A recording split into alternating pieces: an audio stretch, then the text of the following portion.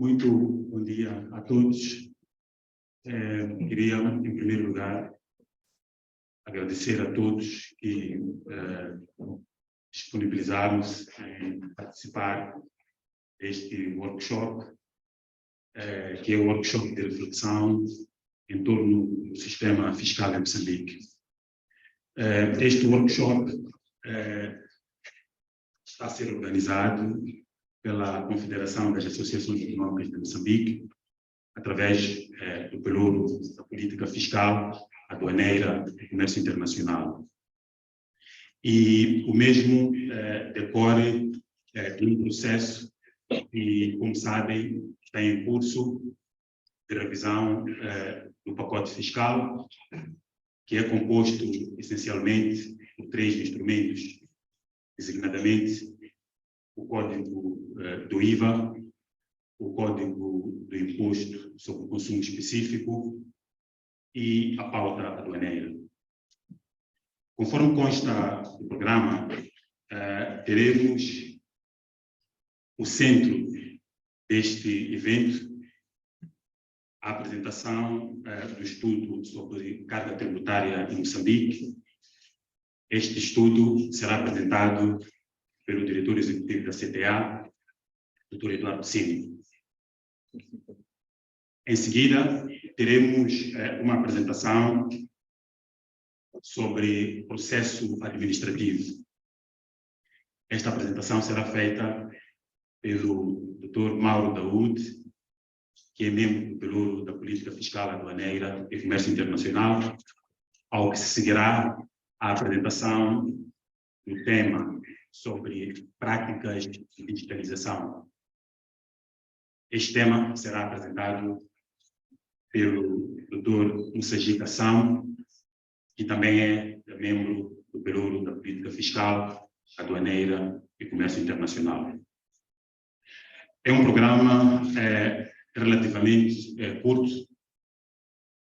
Tal como disse, o centro será efetivamente a apresentação do estudo, que será feito pelo Dr. Eduardo Cini, a quem, para esse efeito, passarei a palavra. Dr. Cini, por favor, tenha a palavra. Bom dia a todos. Espero que possa ouvir. Está aqui presencialmente. Bom dia a todos. Espero que façam ouvir aqui presencialmente, mas também a nível tanto da plataforma. Nós temos pelo menos 40 participantes que estão a nível da Zoom e espero que tanto o som esteja bastante audível. Bom, como se referiu, tanto vou fazer a apresentação sobre esta reflexão à volta da política tributária e a sua utilização tanto para a competitividade do setor empresarial. Portanto, como conteúdo desta apresentação, tanto uma breve contextualização, a seguir explicar alguns aspectos metodológicos e, por fim, entrar nos aspectos de conteúdo do trabalho que passa por o sistema tributário no seu todo, a questão da evolução do volume de tributação e também a carga tributária no setor empresarial, por fim, as recomendações. De uma forma geral, este trabalho surge num contexto no qual tanto as empresas têm vindo a colocar várias nuances, inquietações sobre aquilo que tem sido a carga tributária em Moçambique e reclamando de várias formas, vários fóruns, e a CTA, como essa voz do setor privado, procurou sistematizar esta discussão e no âmbito também do programa de recuperação econômica, portanto, procurou responder a essa questão também. E já sabido que é consensual, tanto a nível da literatura, o papel da tributação no processo da mobilização da receita pública. Portanto, não precisamos alongar muito, mas que este processo deve ser otimizado de tal forma que não onere em grande medida a atividade empresarial e tornando-a, de certa forma, inviável. E, portanto, o objetivo deste trabalho, nesse caso, é analisar o impacto da política tributária no desempenho do setor privado e, tanto a sua otimização, como já referimos, a promoção da atividade. Em termos metodológicos, portanto, primeiro começamos por conceptualizar a política tributária, portanto, que é, na literatura, vários economistas, portanto, um instrumento usado para administrar a captação de recursos de origem tributária. Portanto, esta política define onde o governo irá buscar os recursos necessários para o custeio das suas despesas públicas. Entretanto, existe dentro disto uma parte disso que é a política fiscal, que já define um pouco como essa aplicação deve ser feita, portanto, no todo. Portanto, aqui quando nós estamos a falar dessa carga tributária, estamos a referir a todos os tributos, portanto, estamos a falar de impostos e taxas e outras contribuições especiais que o setor privado, que as empresas estão vinculadas, são obrigadas a fazer. Então, nós estamos a falar apenas de impostos. Portanto, essa é a conceptualização, para podermos estar juntos.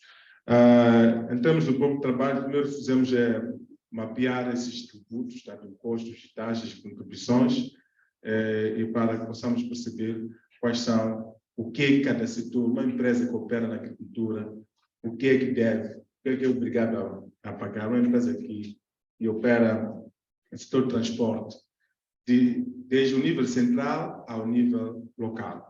É isso que tentamos fazer. Também tentamos estabelecer alguns benchmarks para ver a razoabilidade do que está sendo colocado e perceber a racionalidade desses tributos, e olhando, também comparando com alguns países. Também eu fiz uma pequena análise econométrica para estabelecer também outros benchmarks baseados na teoria ou na literatura econômica. Portanto, o panorama geral. De uma forma geral, esta tabela que está aqui ao lado mostra aquilo que são impostos e taxas que são gerais para todos os setores, não são específicos. Mas uma coisa mais importante nisto tudo é que, para que se possa tributar a todos esses, as pessoas precisam estar registradas, né? Precisa ser registradas formalmente, de tal forma que possam contribuir fiscalmente. E aqui apresentamos qual tem sido a evolução daquilo que é a base tributária. Portanto, a base tributária atualmente conta com cerca de 5,8 milhões de contribuintes. Desses 5,8, cerca de 131 mil é que são coletivos. Portanto, coletivos são tipicamente empresas. Pode existir aqueles individuais, mas coletivos são tipicamente empresas. São 131 mil. E um aspecto importante é que, alguns aspectos importantes que temos notado nessa base tributária. Primeiro é que 5,8 milhões de contribuintes representa 19% da população moçambicana, que são 30 milhões. Ou seja, nós temos cerca de mais de 80% da população que não está registrada e que por isso não contribui. E por fim, o que acontece é que esses 19% estão a suportar os outros 80%. Portanto, isso, de alguma forma, pode também perceber-se até que ponto, por que é que esta base é pressionada. E aqui, obviamente, vai surgir uma pressão sobre esta base. Então, primeiro é que é limitada, e por essa limitação acaba gerando também pressões sobre a mesma. E segundo aspecto, é que se nós olharmos o comportamento desta base tributária, vemos que de 2005 a 2015 ou 2014, o crescimento foi muito rápido. A gente a se registrar, as pessoas, tanto fazendo com que a própria base tributária possa crescer rapidamente. E nós notamos que o crescimento até atingiu a permilhagem de 2005 a 2014. Mas, quando passamos de 2015 a 2020, este crescimento arrefeceu. Portanto, passamos tínhamos um crescimento anual de cerca de 100% e passamos a um crescimento anual médio de cerca de 7%. Portanto, é uma redução bastante significativa. Que ilações podemos tirar disso? As pessoas pararam de se registrar, as pessoas passaram, quer dizer, não entendem os benefícios, ou os que já estão no setor registrados no nível formalmente não estão a transmitir mensagens de que, de facto, isto é benéfico estar aqui. Portanto, penso que é uma eleição por se estudar e olhar também por onde pode-se andar para mobilizar mais, tanto mais recente. E mais ainda, é que a nível das empresas, dos contribuintes coletivos, né? A desaceleração do crescimento foi ainda maior. Tá? Portanto, o crescimento foi ainda menor. Portanto, passamos para cerca de 9,3% para 1%. Ou seja, basicamente, a base tributária das empresas não está a crescer. Tá? Se não está a crescer, pode ser explicado por duas razões. Uma, as empresas não estão a ser criar novas empresas, ou a falência de empresas, o encerramento de empresas, mas seja como for, nós não temos um grande nível de formalização de encerramento de empresas. Mas, se for o caso, este seria também um aspecto que podemos, talvez, tentar explicar essa desaceleração de crescimento. Essa parte é muito importante por causa da questão, como nos referimos inicialmente, de quem contribui, quem suporta quem e que fardo esses que suportam, que nível de fardo podem suportar. Portanto, num panorama geral, podemos ver, olhamos algumas contribuições, alguns tributos importantes, nomeadamente o IRPC e o INSS. A nível do IRPC, olhamos que Moçambique está, de alguma forma, acima daquilo que é a média da África subsaariana. Portanto, 28,26% é a média da África subsaariana deste imposto.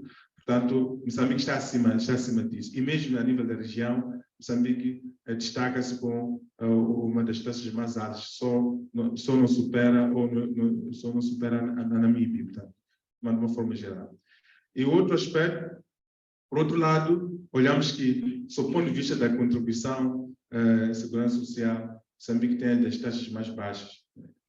Embora de algum desses países que nós estamos a ver aqui, pode ser que não conseguimos decifrar, portanto, Espanha e China, não conseguimos decifrar se isso incluía ou não a parte da contribuição do próprio trabalhador. Mas aqui em Moçambique, a empresa, tanto contribui com 4%, o trabalhador com 3%. Portanto, o que nós estamos aqui a considerar são os 4% que diz respeito, portanto, à empresa. Entrando no panorama setorial, começamos pelo setor da agricultura. O setor da agricultura tanto tem esta listagem de taxas de impostos, temos o IPC, a contribuição para a segurança social, enfim, atividade econômica, entre outros. Depois temos alguns encargos muito específicos.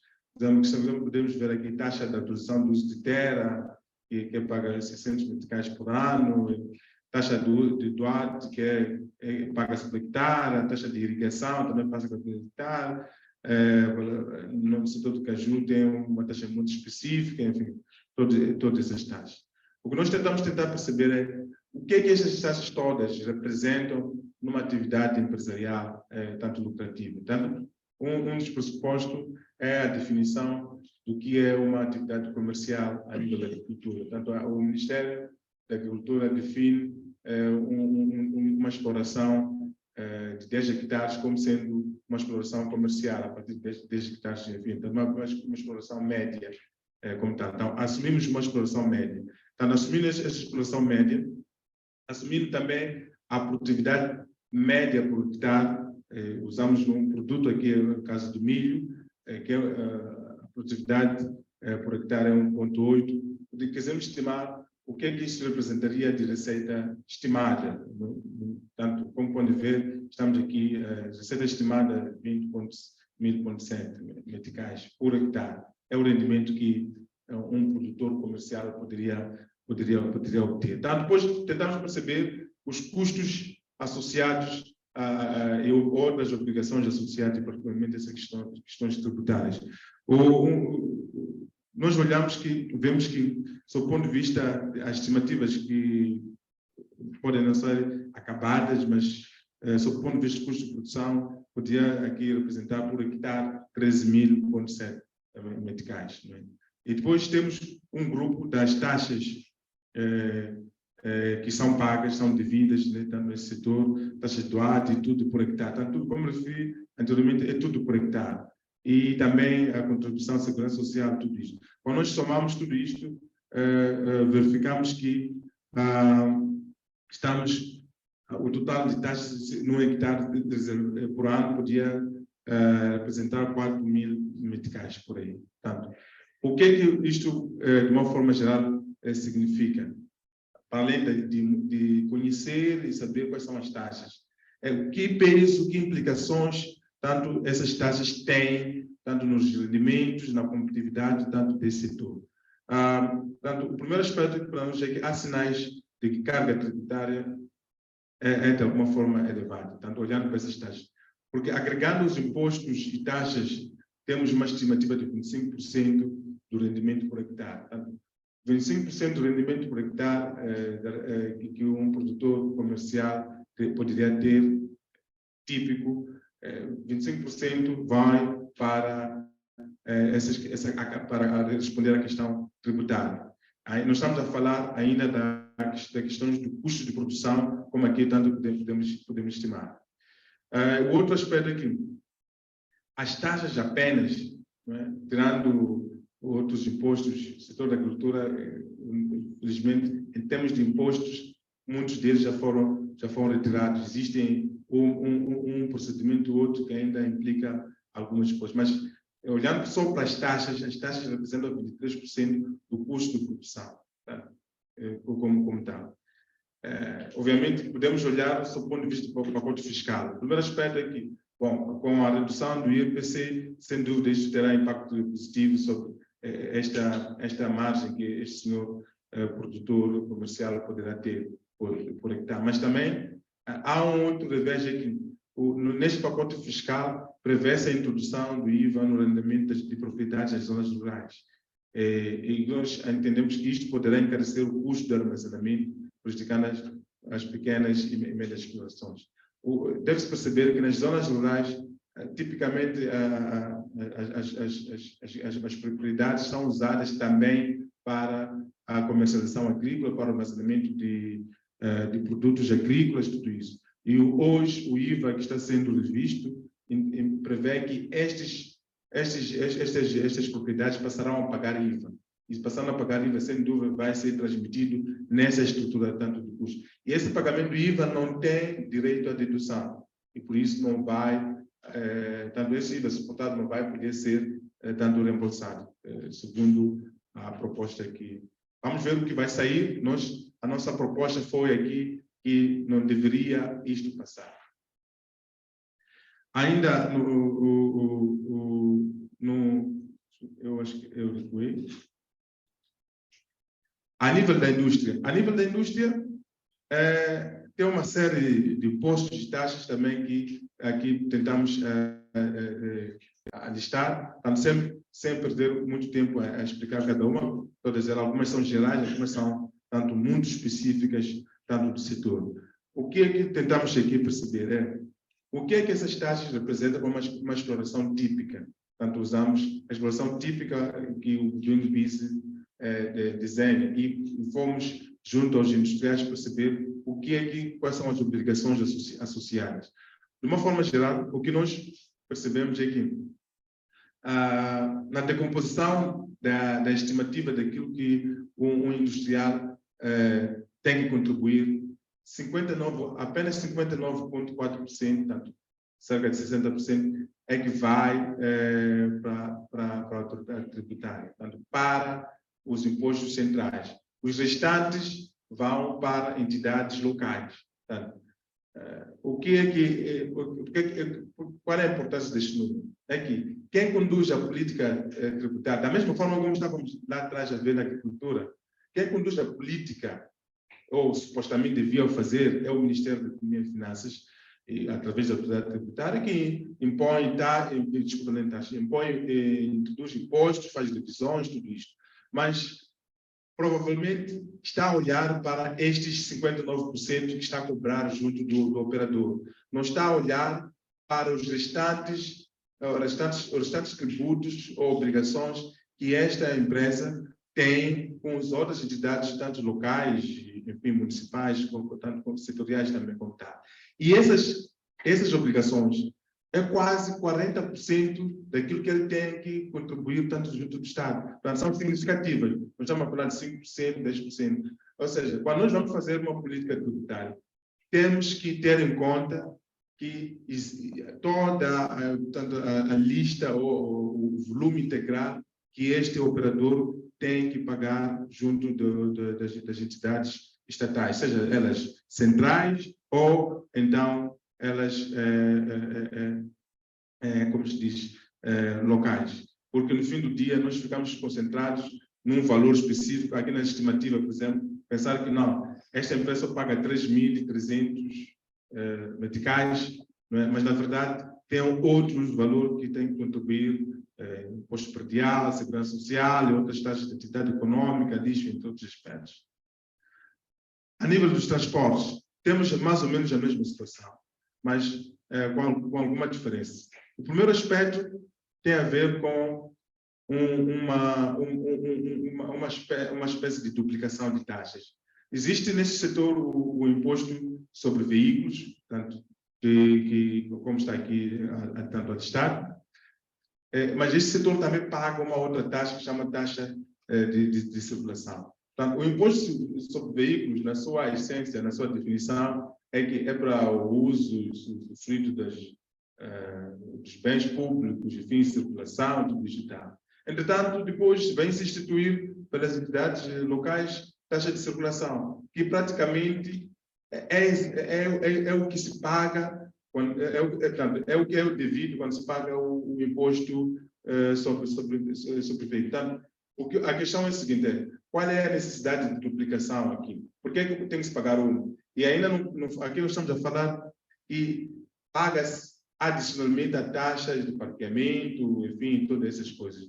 Que, no fim do dia, se formos a ver a essência, a definição do imposto sobre veículos, inclui tudo isso. Portanto, se eu vou usar uma infraestrutura pública, significa que vou usar o passeio. Então, supostamente, ao pagar isso, devia ter esse direito, conforme já diz tanto o respectivo imposto. Portanto, há uma espécie de duplicação de taxas, mas a duplicação não ocorre a nível central, ocorre a nível local. Portanto, o que significa que é uma busca adicional das entidades locais de imposto, de receita, que faz com que também haja essas taxas. E por isso também pode-se colocar a legalidade da taxa da circulação, não é? Porque a lei que introduz, como diz o próprio imposto sobre veículos, já refere-se que não pode haver duplicação tanto de cobrança ou de pagamento. O que significa que, se esta lei já se refere a isso, então, a outra taxa que surge já vem contradizer ao que esta lei está a se referir. É uma violação. O outro aspecto é que, no setor de transportes, o IVA é praticamente um custo operacional, é a maior parte das operações. Por quê? Porque os princípios da dedução do IVA referem-se, por exemplo, no setor de transporte, não pode, 50% só pode se deduzir até 50% do custo do diesel. O custo do diesel é a principal matéria-prima que o setor de transporte tem. O que significa que, de alguma forma, estamos a dizer o seguinte: nós estamos a encarecer esse diesel em 17%, agora vai ser 16%. Não se pode deduzir, por exemplo, deduzir e depois para poder pedir o reembolso do IVA suportado nas portagens. Assim, geralmente no setor de transporte, estrada faz parte da matéria-prima, do processo de produção. Não existe um transporte que vai circular sem usar a estrada, por conseguinte, sem usar as portagens. Imagino uma empresa que está a operar no corredor de Maputo, passa quantas portagens? E pegamos um exemplo desse tipo, que uma empresa que está a operar no corredor de Maputo, faz a distância por Malanga ao Porto de Maputo. E nós concluímos que, no fim, ele acaba suportando um valor estimado de cerca de 6% do seu custo operacional adicionalmente, por falta da dedução e reembolso, portanto, do IVA. Também tem outros aspectos que não só afetam o setor do transporte, afetam também a construção, como, por exemplo, para a dedução das despesas ligadas à alimentação, enfim, transportes dos trabalhadores. Para a alimentação tem que ter um refeitório. É possível uma empresa de construção, que é massiva em trabalho, uma empresa de transporte que é massiva também em trabalho, é possível ter um refeitório. As pessoas não estão na empresa. As pessoas trabalham. Uma empresa ganha uma obra em Machacase, há de ir para Machacase, coloca lá os trabalhadores. Então, não tem como aqui no escritório criar um refeitório. Tá? Seria quase desperdício. Portanto, não havendo isso, todo o IVA que é suportado nesse processo de alimentação não pode ser reembolsado. Idem também para o transporte. O transportador, o motorista tem que ter isso. Tem a questão de comunicação, entre outros. Então, há uma série de IVA que não pode ser deduzido e, por isso, reembolsado a nível do setor de transporte, o que significa que acaba encarecendo a própria atividade como tal. Portanto, o IVA acaba sendo um custo. Nós já viemos discutir por muito tempo que o IVA acaba sendo um custo no setor da agricultura, mas também o IVA acaba sendo um custo no setor, portanto, dos transportes.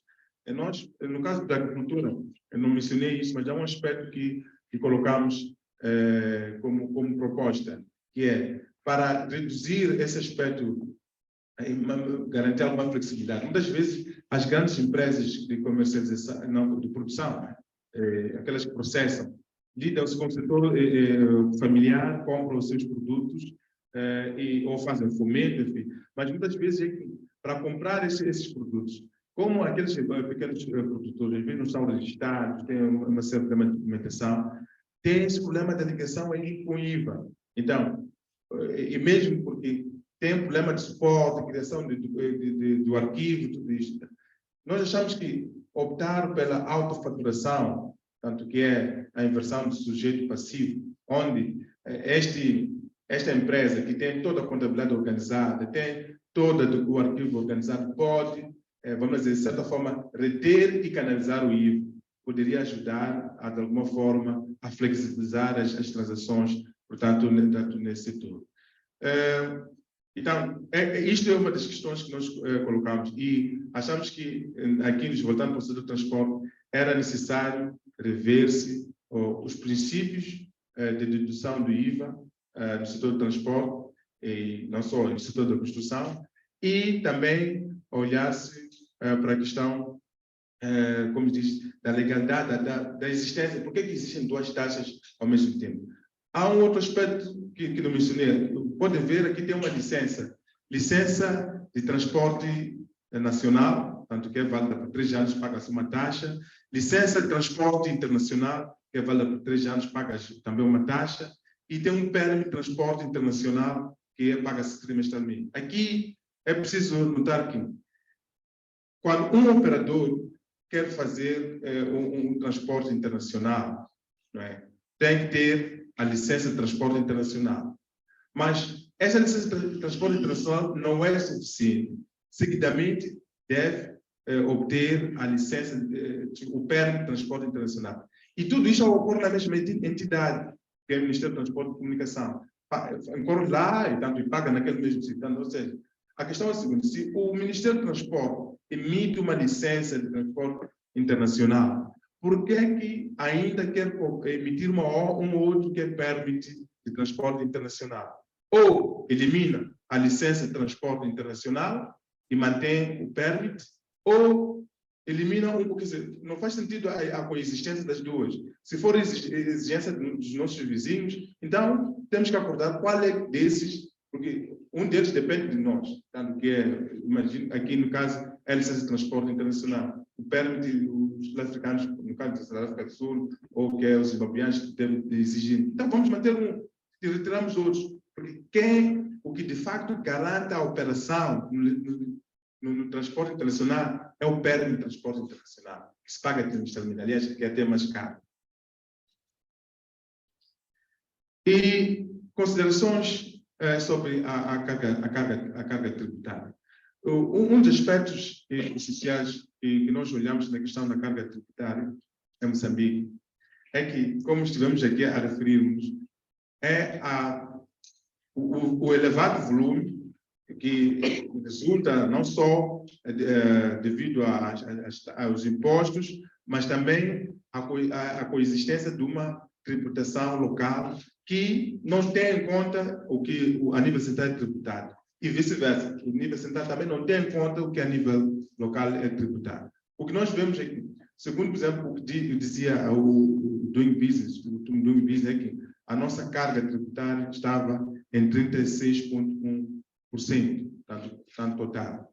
Nós tentamos estimar, existe um conceito que é da curva de Laffer, que estima mais ou menos quais são os limites comportáveis da carga tributária tanto em determinado país. E que nós, como os resultados mostram que a nossa carga tributária, o limite seria 36,67%.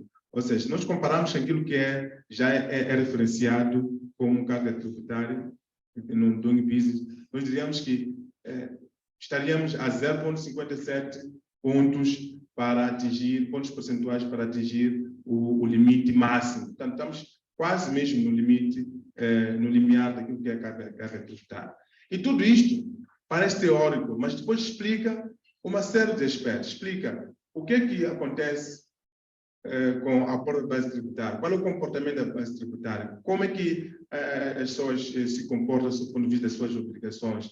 E depois, a sua competitividade também, isso vis-à-vis a sua competitividade. Então, não é um fator para ignorar, é um fator para pegar, analisar e tomar medidas tanto concretas. Então, para nós, esta tem uma implicação muito importante, porque se a carga tributária ultrapassar este nível, significa que o impacto começa a ser negativo junto das empresas. Portanto, esta é uma reflexão que deve ser tida em conta, tanto neste processo. Então, indo para considerações finais, o documento vai estar disponível na página da CTA e vão poder aceder a todos, e tem mais detalhes sobre tudo o que estamos aqui a falar, como tem outras intervenções, tenho que resumir a minha. Portanto, o primeiro aspecto de uma constatação como já referimos, a questão da elevada carga tributária, a elevada carga tributária e limitada base tributária. Portanto, esses dois aspectos são bastante importantes, são muito importantes e devem ser considerados sobre quem faz a política tributária. E que nós, como nós dissemos, os poucos que contribuem suportam a maioria. O outro aspecto é a federalização da política tributária em Moçambique. O que nós estamos a ver é que, quando dizemos federalização diz, quer dizer, é como se cada estado ou cada zona tivesse poder de colocar, introduzir os seus tributos locais, sem considerar o que o outro faz. Cada um faz o que quer. Nos Estados Unidos é assim, não é? E cada um, eu penso que uma empresa pode sair de um estado para o outro, porque há quem oferece, há quem é mais benevolente nessas coisas de imposto, há quem é menos. Então, o que nós estamos a notar é isto aqui. Cada município, no caso é mais município, mas também os próprios setores. Os setores, cada um introduz taxas, contribuições que obrigam a empresa a onerar tanto a sua operação. E aqui, o que nós recomendamos é que o Ministério da Economia e Finanças deveria ser o cabeça daquilo que é a condução da política tributária. O município não deveria, apesar da autonomia, se é que é devido à autonomia que é dada por lei, então tem que se rever. Não deve acordar e introduzir taxas sem ter em conta o que está a acontecer a nível geral. Portanto, achamos que o Ministério da Economia e Finanças deve pegar para si a liderança desta política tributária. E isto incluiria também a unificação, como estava a referir, tem que haver reforma legal, a unificação dos sistemas de impostos autárquicos de idêntica natureza. Por exemplo, temos impostos sobre veículos, temos uma série de coisas, com a adequada partilha de receita entre os diferentes níveis de governo. Portanto, isto conduziria também para a consequente integração administrativa, sistematização e unificação a curto prazo dos procedimentos tributários, que hoje são múltiplos e diversos. Uma empresa tem que lidar com uma série de entidades para pagamento de impostos e taxas. Né? O Bruno já estimava que nós gastamos 200 dias por ano a fazer esse tipo de pagamentos. Né? Então, é muito elevado.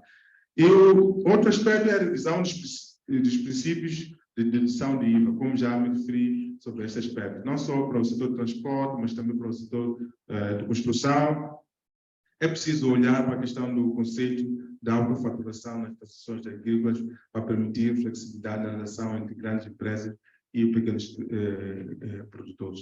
Portanto, a minha apresentação termina por aqui. Tentei ser breve para permitir o debate e podemos explorar mais elementos nessa fase. Muito obrigado. Muito obrigado. E a pedir uma reflexão. Muito obrigado. Dando segmento ao nosso programa, vamos desde já passar a palavra para o Dr. Mauro Daúde, ele que vai se debruçar relativamente ao processo administrativo no âmbito deste emaranhado de taxas e impostos. Dr. Mauro, por favor.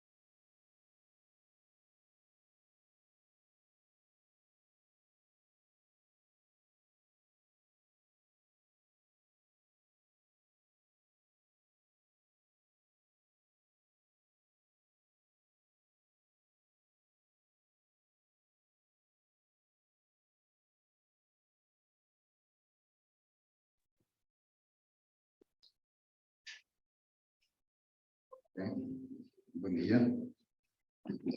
Desculpa por este pequeno percalço tecnológico. Ok, vou apresentar com relação ao subtema do processo administrativo. Eu iria começar com as palavras do Benjamin Franklin, que ele diz que nada é mais certo neste mundo do que a morte e os impostos. Tomando em consideração este dizer, hoje em dia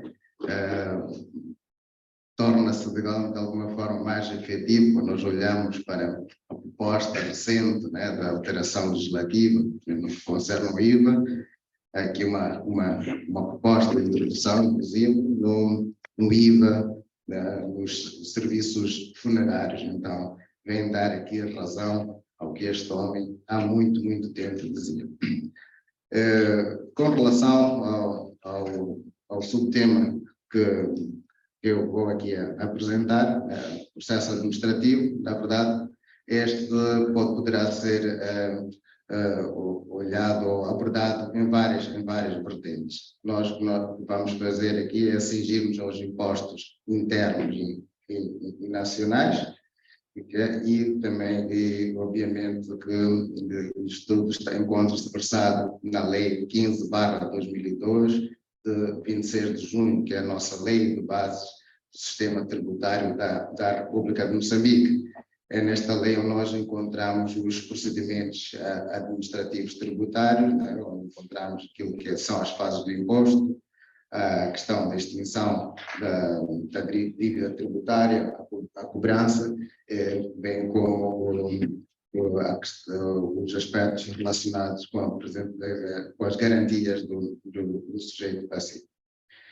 Aqui o SEMCO já fez a referência a vários aspectos ligados à tributação. Eu não vou alongar muito, mas gostaria aqui de trazer para reflexão alguns aspectos que estão relacionados com o pagamento, digamos, deste mesmo imposto.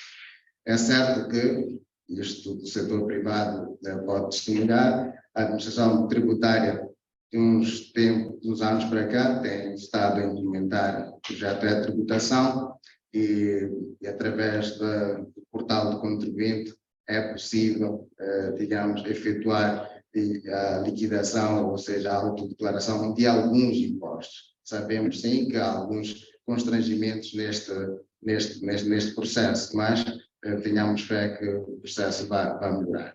E, no entanto, existem aqui internamente no nosso país algumas experiências que julgamos positivas, como é o caso da contribuição para fiscal, para o Instituto Nacional de Segurança Social, onde é possível, de alguma forma, pagar de forma simples o imposto à nossa contribuição social. Achamos que, com estes bons exemplos que não são trazidos de fora, aqui internos, a nossa administração fiscal deveria, de alguma forma, se espelhar nesse processo. É também possível, no sistema de segurança social, extrair, por exemplo, uma certidão de quitação, que sabemos que hoje em dia constitui um calcanhar daqueles para os contribuintes, em particular do setor privado. Diria aqui só destacar 2 ou 3 pontos e dando continuidade àquilo que o SEMCO se referiu. 2 aspectos com que ele terminou: a questão da elevada carga tributária e a limitada base tributária, ou seja, de contribuintes. Foi referência que 80%, né, da população não se encontra registrada. Obviamente que os aproximadamente 19 ou 20% terão que arcar com esta tributação.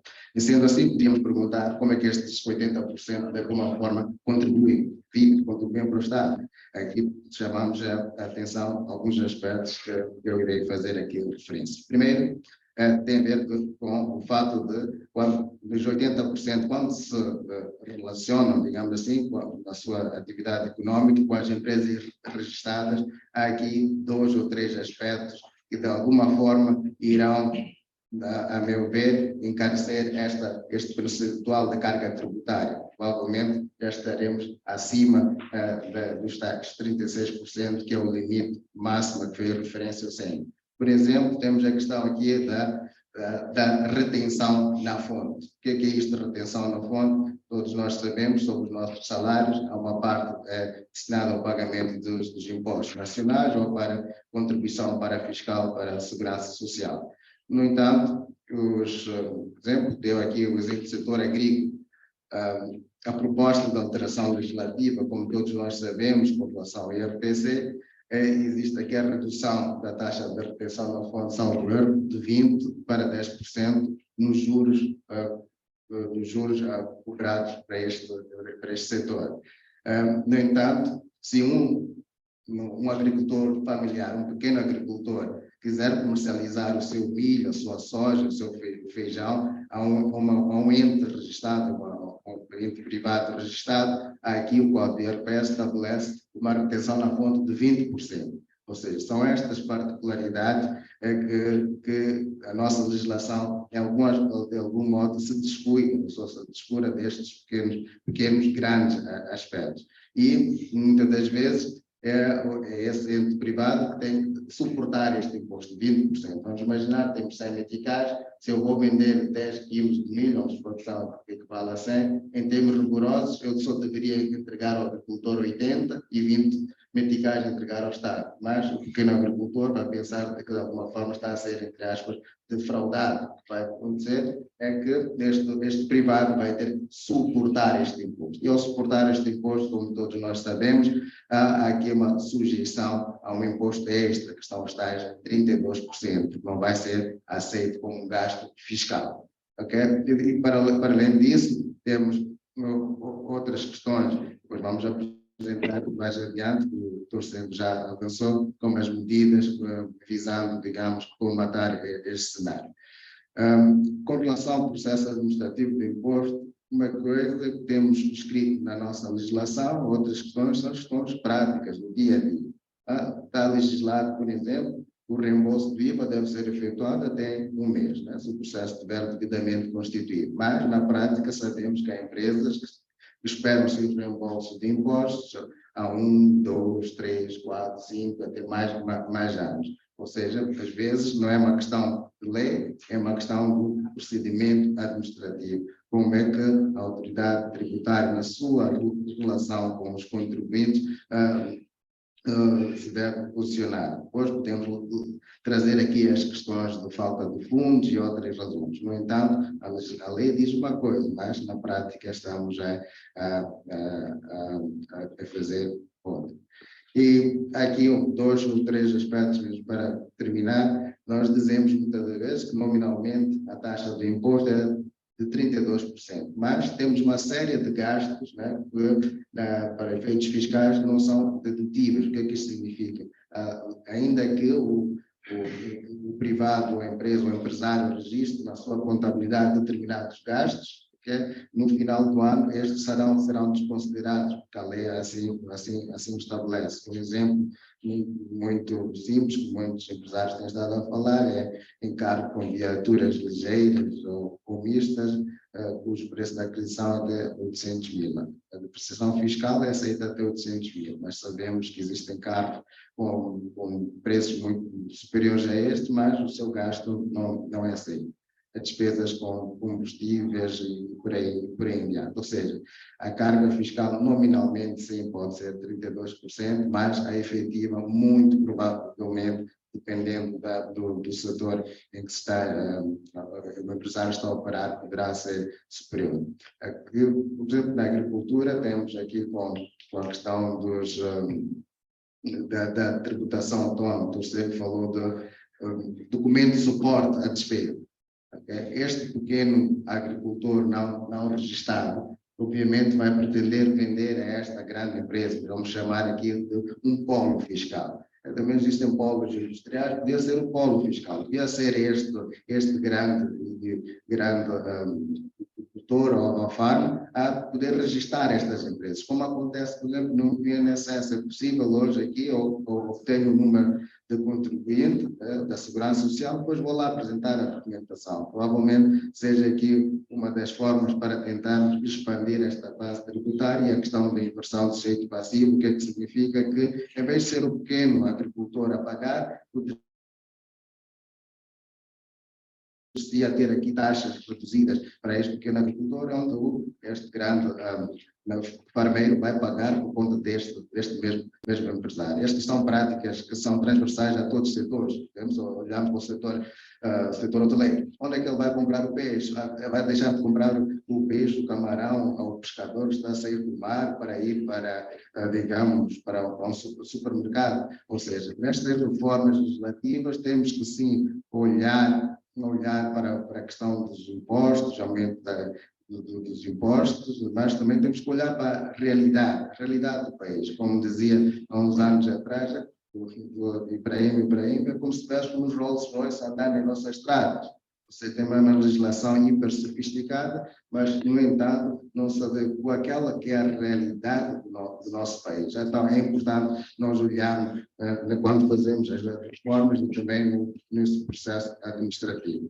Então, aqui como soluções ou recomendações, já adiantado pelo SEM, é que temos que difundir mais a questão do ISPC, o Imposto Simplificado para os pequenos contribuintes. Okay? Imagina uma empresa do fomento, que quer fomentar para o milho, para depois poder adquirir.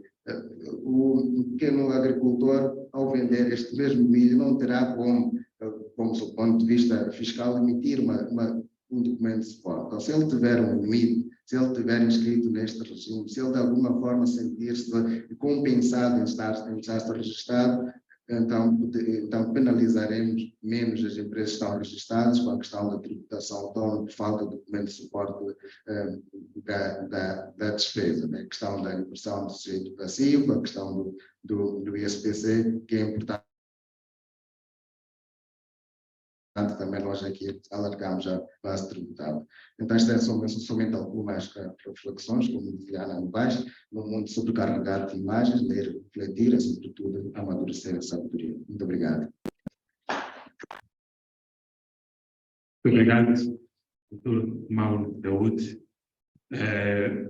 Dando seguimento ao programa, passaria a palavra para o Dr. Mussaji para falar acerca de práticas de digitalização. Dr. Mussaji, por favor, tem a palavra. Muito obrigado. Muito obrigado, diretor, sempre pelo convite. Muito obrigado à organização CTA. Eu queria pedir das próximas vezes, para eu não ser o último, acho que de todas as vezes que falo sou o último. Todos já disseram tudo. É um bocadinho maçador depois voltar a repetir o que todos disseram. Então, peço à mesa da próxima. Pode ser o primeiro a falar, por favor. Vamos nomear a executiva. Eu vou falar um pouco sobre as práticas de digitalização, num contexto de introdução do e-tributação. Houve dois momentos que marcam sobre a prática de digitalização que nós temos. Que foi a introdução da janela única eletrónica, que permitiu maior aceleração no processo de desembaraço aduaneiro, e depois também a introdução do e-tributação. O objetivo essencial, a nosso ver, que foi a introdução desses dois sistemas pela autoridade tributária, visa maior acessibilidade. Existe um grande problema relativamente à e-tributação, que é única e exclusivamente que o sistema só pode ser feito por via de online, ou seja, eu tenho que ter acesso à internet para poder fazer transações. Eu estou a olhar num contexto de alargamento da base tributária. Tudo aquilo que o diretor sempre esteve a apresentar, da intensidade que é feita a tributação nas pequenas e médias empresas, da excessiva carga tributária que nós estamos sujeitas, é por uma única razão específica, é que são os mesmos a pagar. Portanto, não se consegue estender a tributação aos demais, concentra-se nos que estão. Dois, e há outro problema é que só se concentra nos formais. Portanto, a formalização é um problema, porque eu vou me formalizar, então tenho obrigações. Portanto, para nós conseguirmos alavancar do ponto de vista de infraestrutura e de sistemas, é necessário que comecemos a olhar para uma outra dimensão. O Tomar falava aqui da questão do ISPC, podemos massificar a questão do ISPC. Em minha opinião, eu penso que o problema não é o registro, mas o problema é como fazer com que essas pessoas depois façam o pagamento. O registro, a inscrição é feita. Mas depois, como é que essas pessoas canalizam? Eu estou a olhar um computador na Mocimba da Praia, em que ele volta às 15, 16 horas com o peixe, consegue entregar ao lodge o peixe, paga a sua guia. Depois, todos os dias, quando ele regressa, vai à direção da área fiscal, está fechado, 15 horas, ou menos do que isso. Depois, há um outro problema, é que ele não pode entrar de calções ou de chinelos, que é uma instituição pública, ou daquelas camisetas em que os ombros estão à vista. Todos estes problemas constituem entrave para que as pessoas se aproximem do sistema. Então, é necessário que a gente possa criar uma maior descentralização. Relativamente a essa questão, por exemplo, o INSS está a introduzir outras formas que eu, por via das carteiras eletrónicas, já posso fazer a minha contribuição. Ou posso ir a uma bomba de combustível a qualquer hora, não interrompo 24 horas e faço o meu pagamento. Não preciso lutar com ninguém, não preciso desbarar-me com nenhum técnico que me mande voltar. E, portanto, eu consigo cumprir as minhas obrigações. Temos que começar um pouco a pensar nestas soluções que estão a ser feitas pelos outros, de modo a alargarmos a nossa base tributária. Existe um outro problema também que nós temos relativamente a essa questão das práticas de digitalização, que é, ainda hoje nós pedimos bens às pessoas para fazer inscrição. Portanto, já não se justifica. Existem outras formas que estão a ser feitas. Eu estive na Nigéria e vi como é que eles fazem a inscrição das pessoas. Um simples dedo indicador mostra que se pode usar para fazer várias coisas, como identidade. E por via disso eles estão a fazer massificação de pagamento de impostos. Portanto, nós temos que começar também a olhar para estas tecnologias como amigas para poder resolver alguns problemas que nós temos. Todos nós sabemos que com a tributação, ao final do mês, ninguém consegue gerar cá. Isso é preciso dizer abertamente. Fica-se 2, 3 dias à espera para gerar uma carta e se fazer o pagamento. Portanto, temos que começar a ver outras formas que possam aliviar, não é, a concentração. Não sei se é um problema de infraestrutura. Há várias razões específicas que respostas que são dadas se o problema não é deles, o problema é do CETCIP, o problema é não sei de quem. A gente nunca sabe o problema de quem, mas nós temos que resolver, porque é um problema que nos assiste todos os meses. E a minha opinião, temos que começar a, pelo menos, fazer aquilo que os outros países africanos estão a fazer. É começar a usar essa tecnologia para efetivamente resolver os problemas. Não concentrarmos não quer dizer que a autoridade tributária é dona do sistema, tenha que receber o dinheiro, só os bancos que possam fazer. Há outros mecanismos que possam ser feitos. No final do dia faz-se a reconciliação e faz-se a entrega desse imposto sem que se mate contribuintes. Esta era a minha recomendação relativamente à questão das práticas, à digitalização para o pagamento de imposto, é que continuemos a melhorar. E muito obrigado. Obrigado, doutora. Segue-se, então, o momento de debate, momento ao qual dirige-se fundamentalmente aos convidados e, ouvidas as 3 apresentações, nomeadamente a primeira, que foi a apresentação do estudo sobre carga tributária, a segunda, processo administrativo, e a terceira, prática de digitalização, poderão estar já em condições de fazer qualquer tipo de pergunta, esclarecimento ou comentários relacionados com uma das 3 apresentações que acabei de fazer referência. Vamos seguir.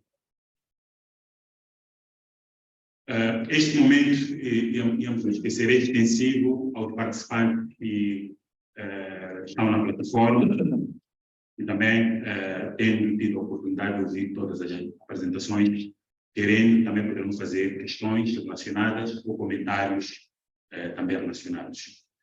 É passada a palavra aos participantes para efeitos de debate. Muito obrigado. Quem, por favor, Tem uma mão levantada. há uma mão na plataforma que vai, portanto, se seguir ao que já tem um microfone no punho. Bom dia a todos. Meu nome é Miguel Aiveca, eu represento a Elinga Consultoria e represento a KPMA Advisory.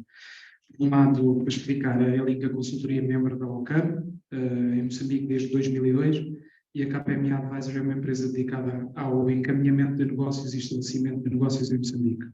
Portanto, parabéns pelas apresentações e sinto como dor a minha, porque é o dia a dia. Do lado da fraca base tributária, folgo em saber que estamos a cumprir a lei dos grandes números, 80-20, normalmente na vida é tudo assim, mas tenho aqui uma observação, é que temos uma fraca base tributária e ainda não fizemos o processo de limpeza da base tributária. Temos inúmeras empresas dormentes, estão doentes, mas não contribuem. Basta ir às DAPs, às UGCs e percebermos o nível de contribuição das empresas. Se calhar estamos com 90-10. Segunda situação, multiplicidade de impostos. É uma dor de cabeça explicar a um investidor externo, quando chega a Moçambique, os tributos e impostos que ele tem que pagar. Ainda para mais explicar-lhe quando ele monta uma sucursal num ponto do país e outra noutro ponto do país. Eu dou o exemplo da taxa de atividade económica. Nós temos escritórios em Maputo, na Beira, e em Nampula e em Nacala. Eu pago 12 mil meticais em Maputo, 24 mil meticais na Beira, 4 mil meticais em Nampula, 4.500 meticais em Nacala. É uma confusão, todos os municípios funcionam de maneira diferente, como querem, quando querem. O mesmo se aplica ao IPRA e ao IPA. Portanto, acho que isto tem que ser centralizado. Há coisas que temos que descentralizar, mas para ser impostos temos que as centralizar do ponto de vista administrativo. É mais fácil para o Estado controlar os tributos, é mais fácil do ponto de vista do que vimos aqui, termos a real carga administrativa das empresas, se tivermos isto centralizado. O desafio que não se falou aqui, que eu deixava, e que eu acho que é onde estamos todos a passar ao lado, rendimentos prediais. Falamos de IVA, falamos de RPC. A maior parte da receita que foge ao controle do Estado é a retenção na fonte dos rendimentos prediais. Os senhorios não declaram as rendas. Então, se for entre particular com particular, não existe. Se for de empresas, as empresas andam mais uma vez a majorar os seus custos para poderem ter. Não vou entrar em tributação, se nós estávamos aqui o dia inteiro, não vou entrar em outras ferramentas, mas desde já os meus parabéns pelas apresentações e obrigado. Muito obrigado. Na plataforma, já havia uma. Podemos passar a palavra para o senhor José Monteiro.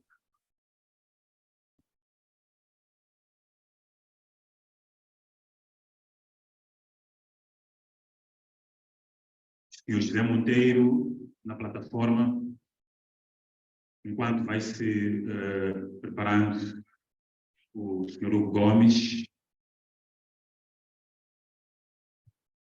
Bom dia a todos. Eu só vou fazer alguns comentários em função daquilo que ouvi e como presenciei parcialmente as sessões, vou-me seguir mais àquilo que foram os comentários do diretor executivo e fiz aqui algumas notas.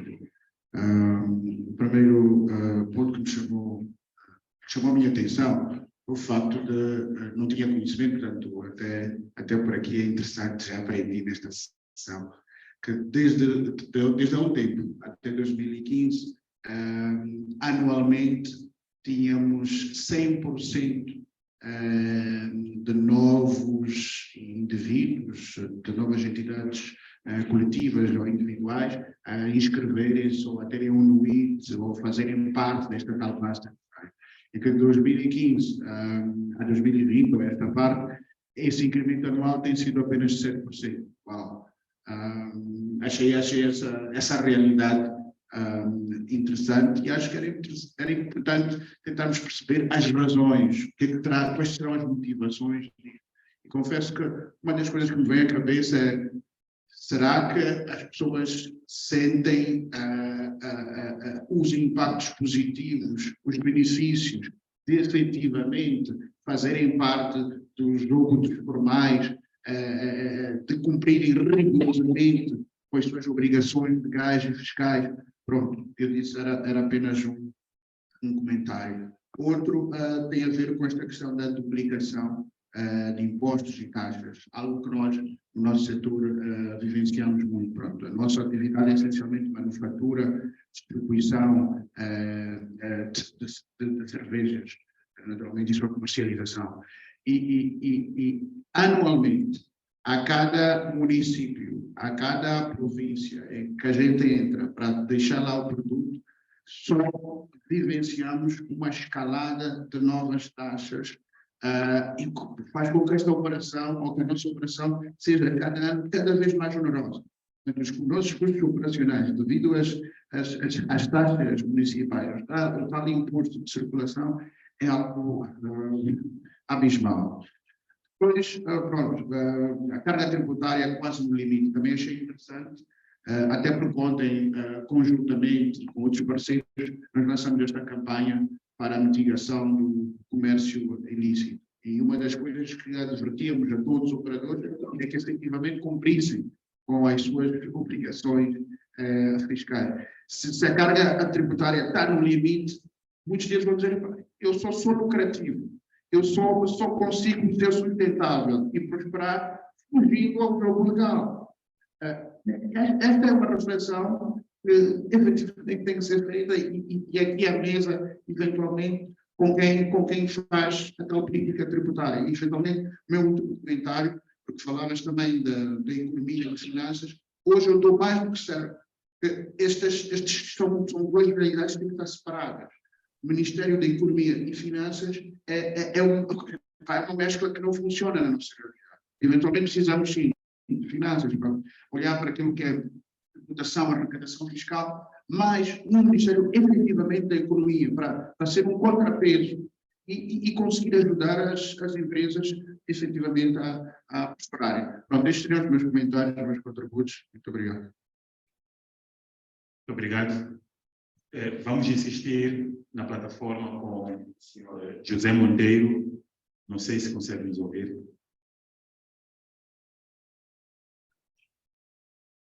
Senhor José Monteiro, na plataforma. Parece que não. Enquanto isso, tem a palavra o senhor Damião Coutinho. Bom dia a todos. Parabenizar a CTA por essa iniciativa. Estive aqui também surpreso com alguns dados que foram relatados. Afinal de contas, somos 5,8 milhões os justos, os que são tributados.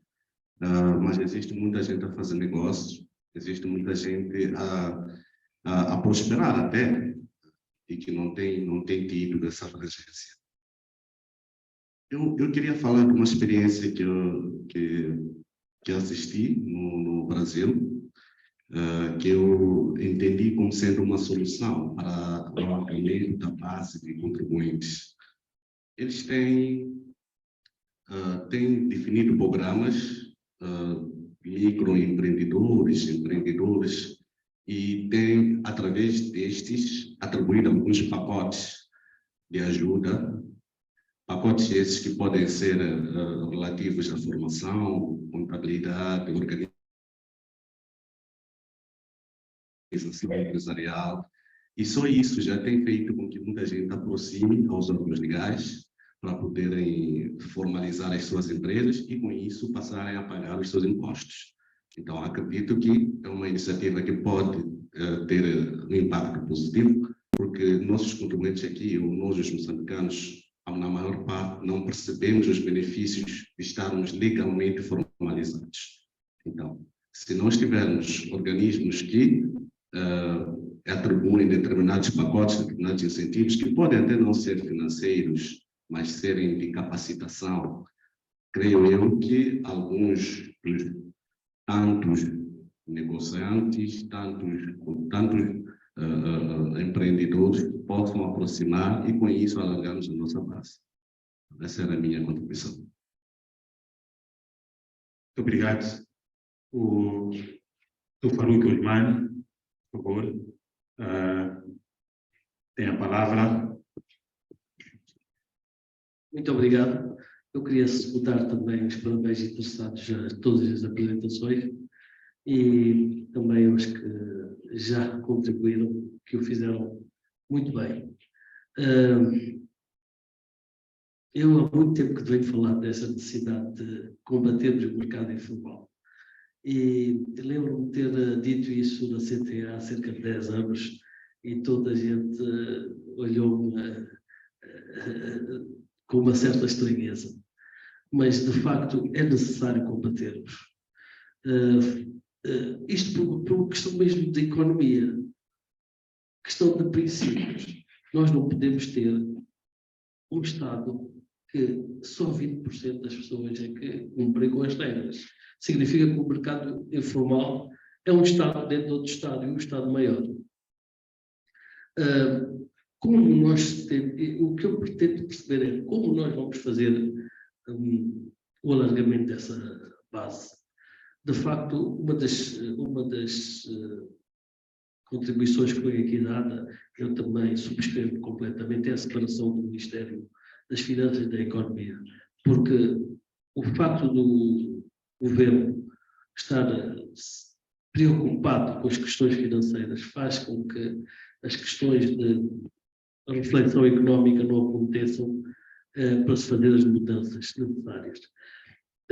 Eu até hoje sempre considerei o imposto simplificado um pequeno contribuinte algo que era de certa maneira inconstitucional. Mas depois de ouvir aqui digamos, a realidade do país, penso que de facto poderemos também considerar, mas não podemos considerar para todos. O que acontece é que muitos do mercado formal estão a migrar para o SPC e isso não vai ao encontro daquilo que se queria atingir com aquele tal pescador, com aquele, seja lá, agricultor, enfim. Eu penso que o SPC devia ser só para certas atividades bem identificadas, porque há pessoas que estão a enriquecer no mercado informal e que não cumprem com as suas obrigações. Eu penso que este debate é muito importante, mas tem que haver uma estratégia de como fazer com que realmente existam mudanças em toda a política tributária.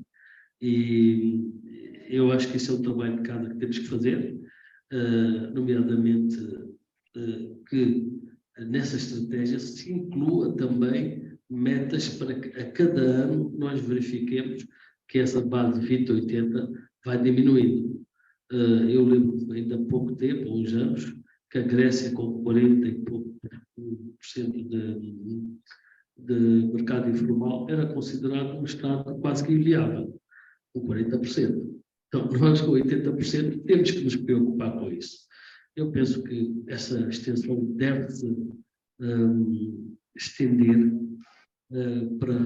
não só para o governo, mais empresas, a informação, porque aqui, por termos um país com muitas dificuldades, existe muita relutância em fazer com que as pessoas, ou digamos, aquelas empresas mais pequenas, acho que existe tolerância a mais e existe pouca vontade de se mudar, talvez por causa do calendário eleitoral, talvez por outros motivos, mas se fizermos perceber que isto é um mal muito grande, talvez consigamos fazer com que haja uma reflexão e mudança na política tributária e que ataquemos esse problema do alargamento, porque isso ia de facto resolver muitos problemas. Nós temos muito dinheiro a circular na economia informal, muitíssimo mesmo, que ia aliviar e a permitir ao governo fazer mais do ponto de vista social e permitiria, se calhar, baixar a carga fiscal de maneira a que atraíssemos mais empresas, porque quando dizemos que praticamente 1% das grandes empresas, quer dizer que nós não estamos a atrair ninguém neste momento, excepto nós estamos, isso é um país que tem tanta potencialidade em todos os setores. Eu acho que os investidores deviam correr para cá. E se não estão a fazer é porque, de facto, as condições não são atrativas. Muito obrigado. Muito obrigado, Dr. Farouk Odman. Conseguimos ver ainda a mão do Sr. José Monteiro na plataforma levantada. Creio que já estará em condições. Sim. Alô, bom dia. Não sei se me estão a ouvir. Por favor, ouvimos-lo perfeitamente. Ok, muito obrigado. Desculpem, há pouco, infelizmente, estava com outro aparelho e não estava a conseguir falar. O meu nome é José Monteiro, eu sou o Tax Manager da empresa Ativos, uma empresa também registrada na OCAM, como empresa de contabilidade e auditoria. Gostaria muito de agradecer todas as apresentações que foram feitas e todos os contributos. E, de facto, a questão da base tributária é relevante e realmente a tecnologia pode ser aquilo que nos dará a solução para que o aumento da base tributária aconteça de facto.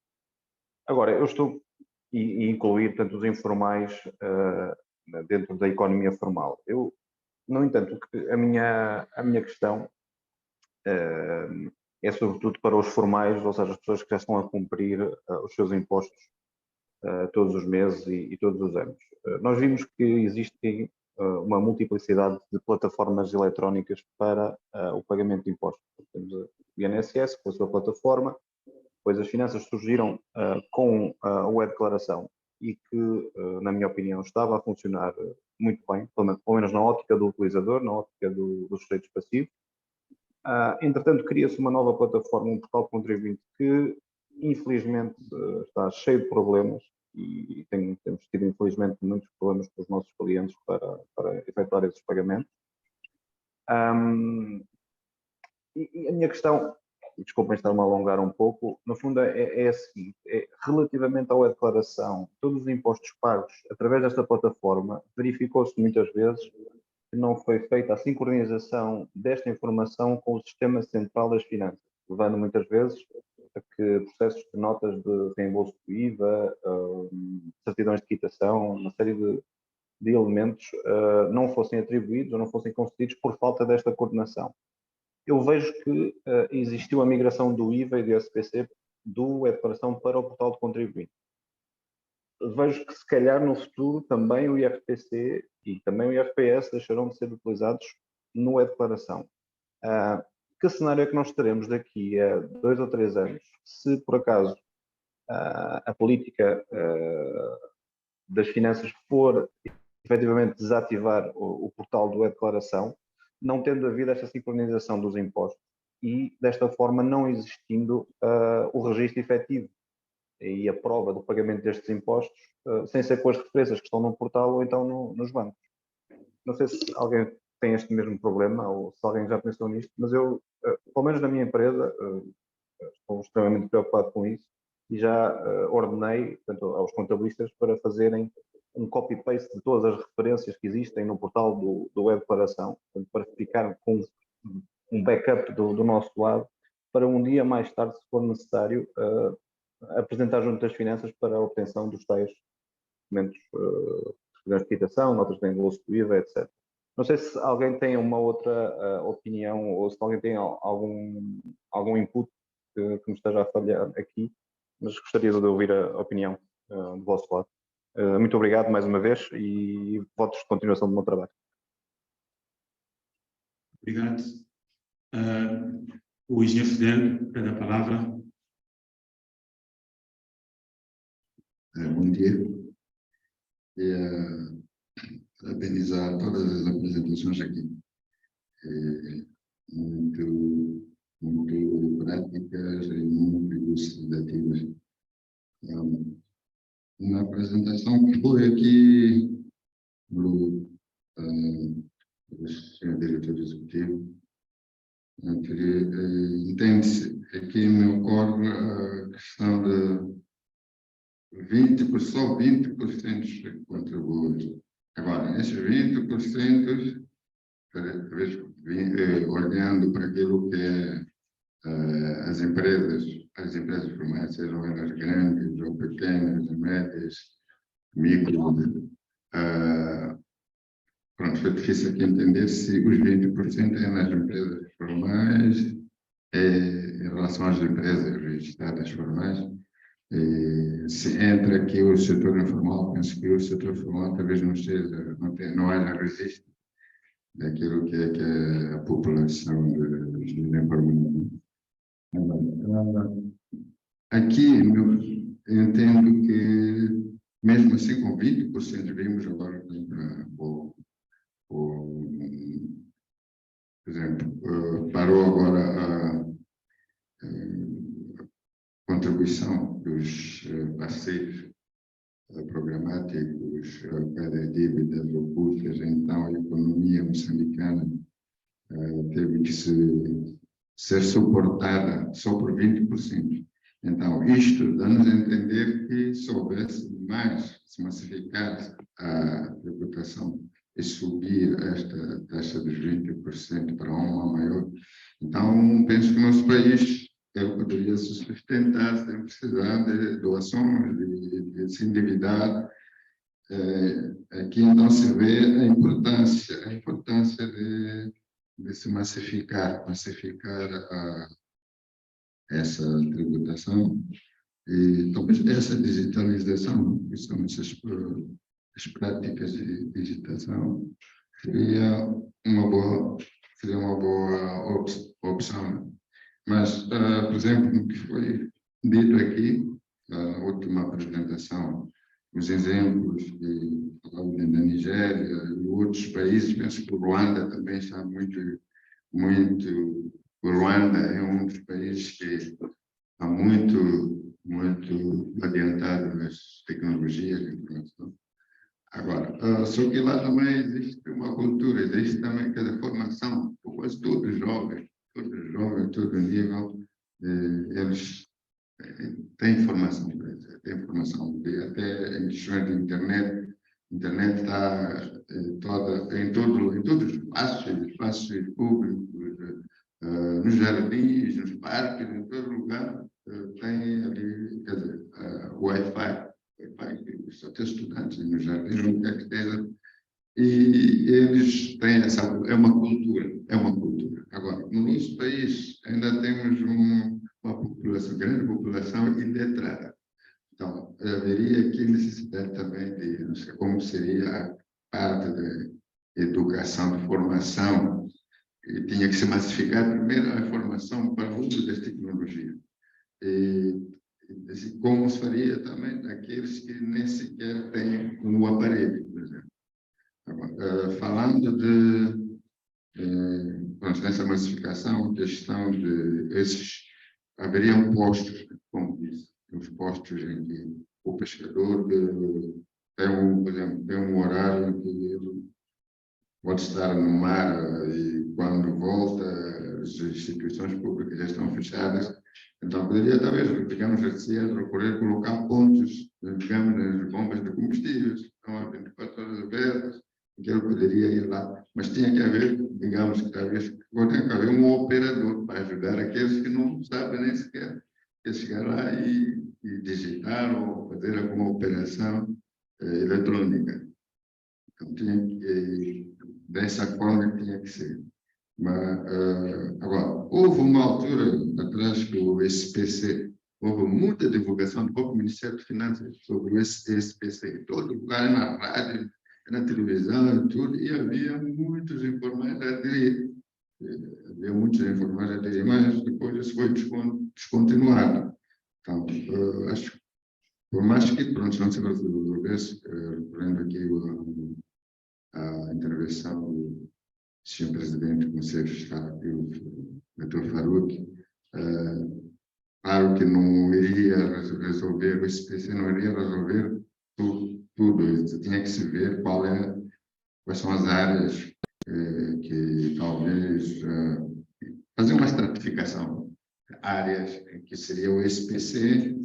Agora, combater, no sentido de combater, nós vemos que isso é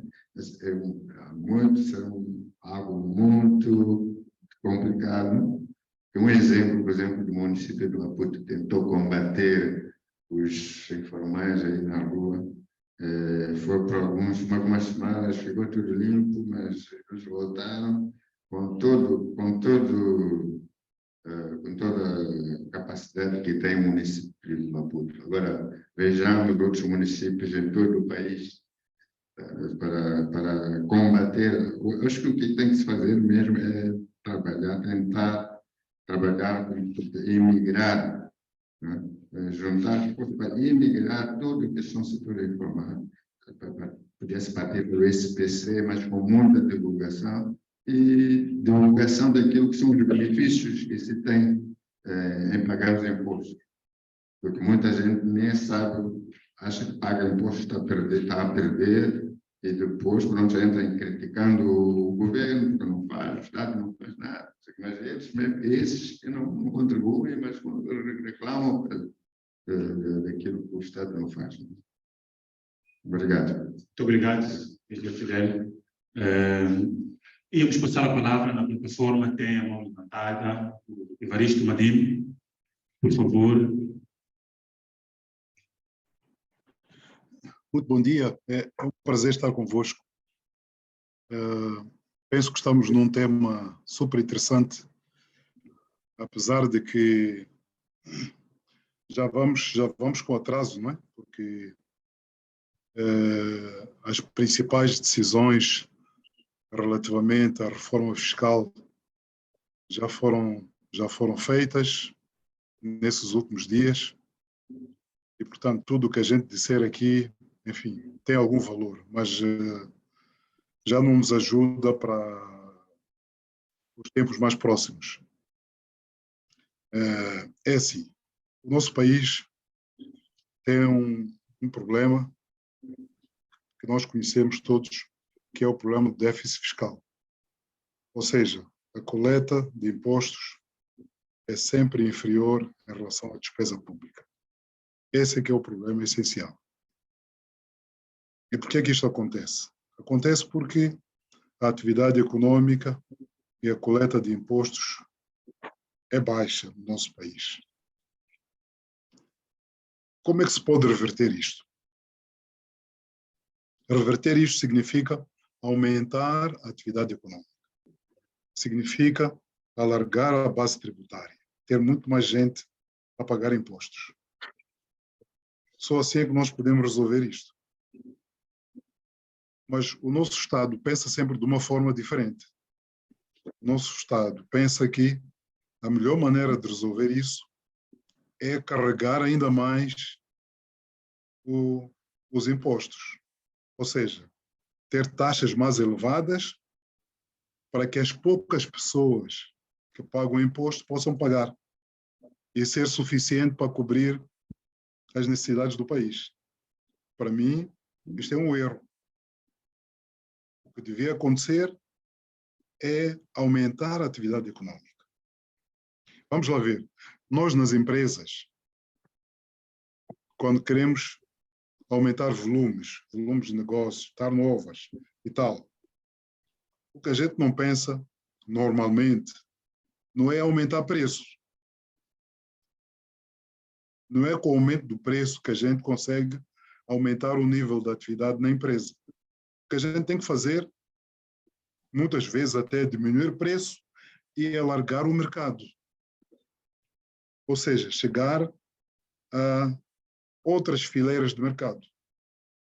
Se eu estou a vender só em Maputo, claramente se eu conseguir chegar ao Xai-Xai, a Inhambane, a Beira, por aí adiante, eu vou aumentar o meu nível de atividade. Vou ter mais volume de vendas. Ora bem, isto acontece na microeconomia, ou seja, nas empresas. Será que isto não é aplicável na macroeconomia, no Estado?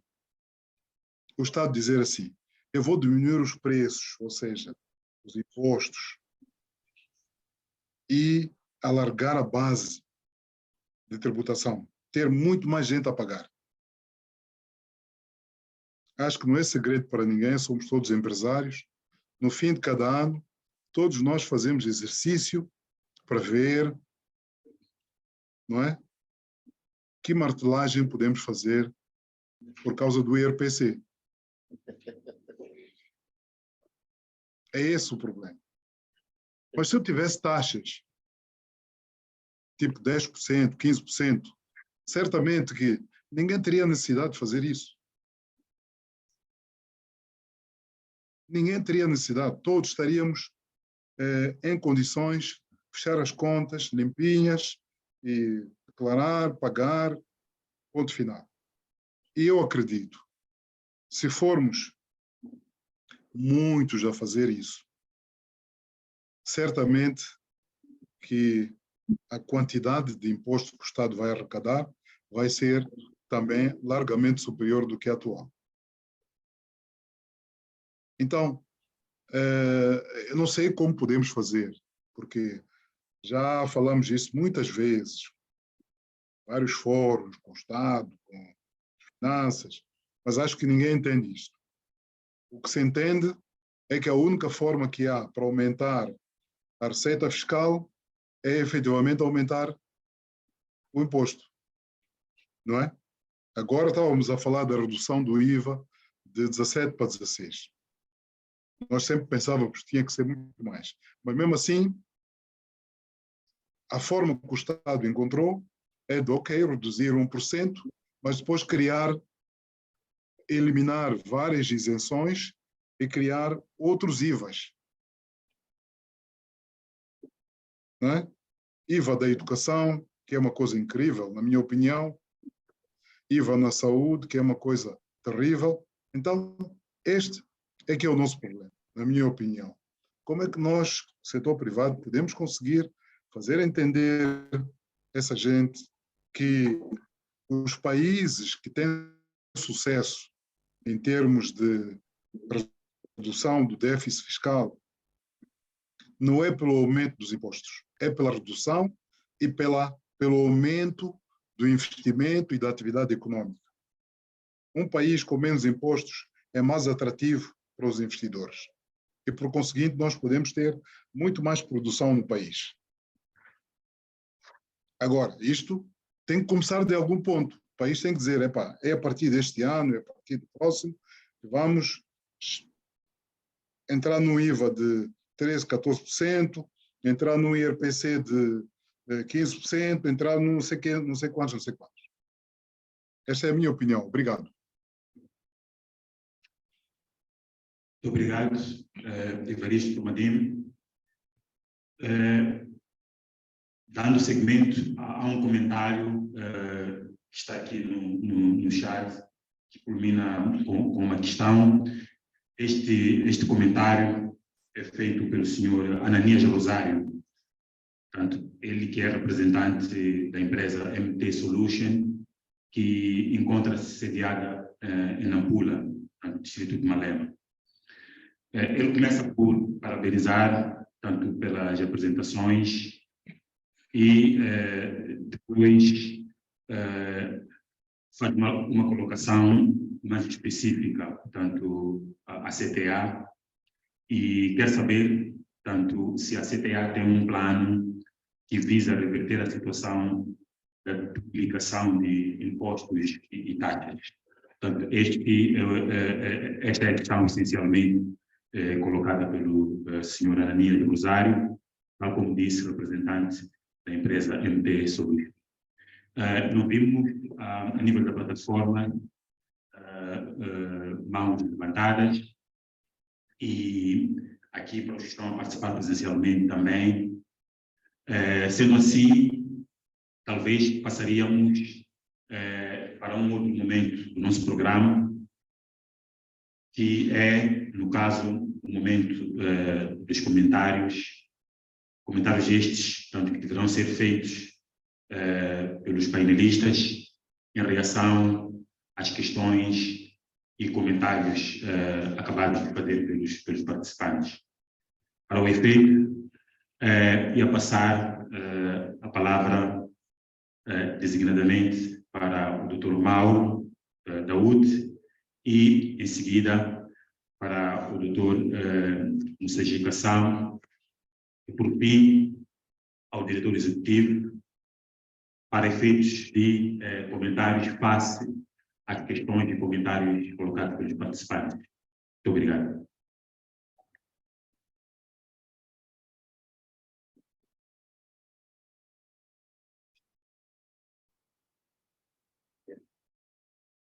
Muito obrigado.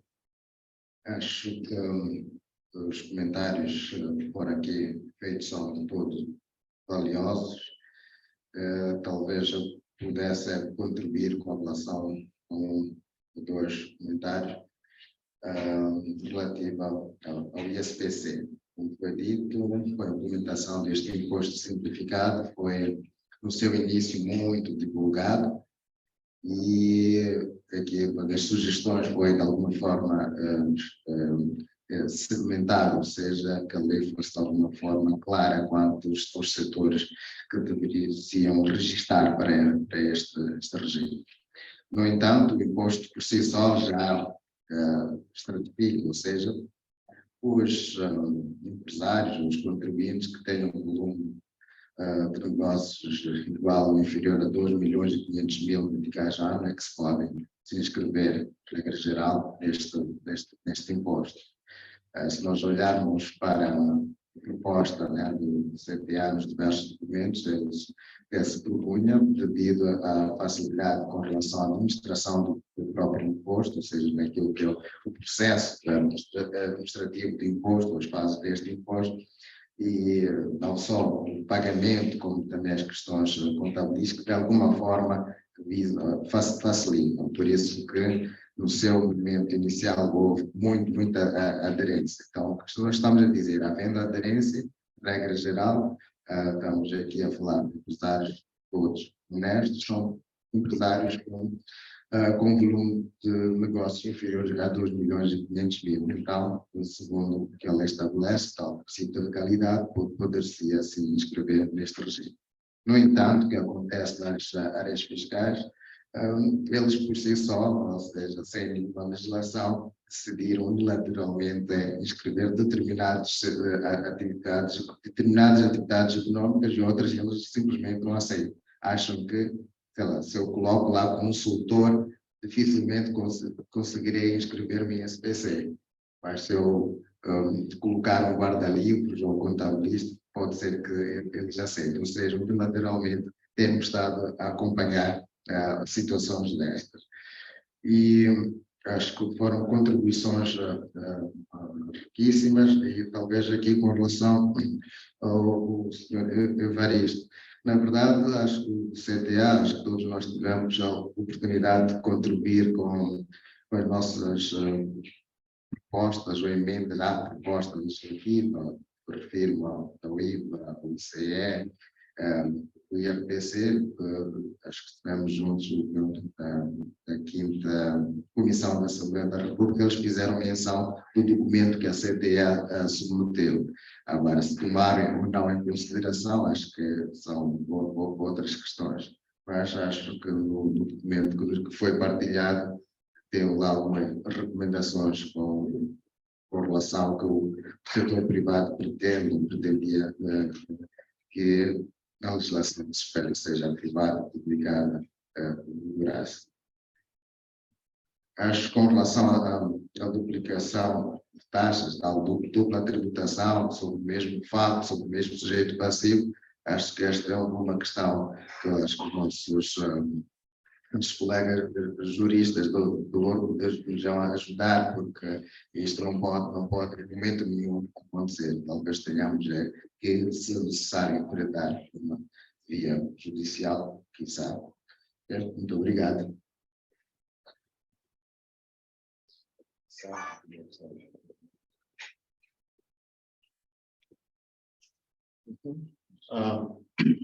obrigado.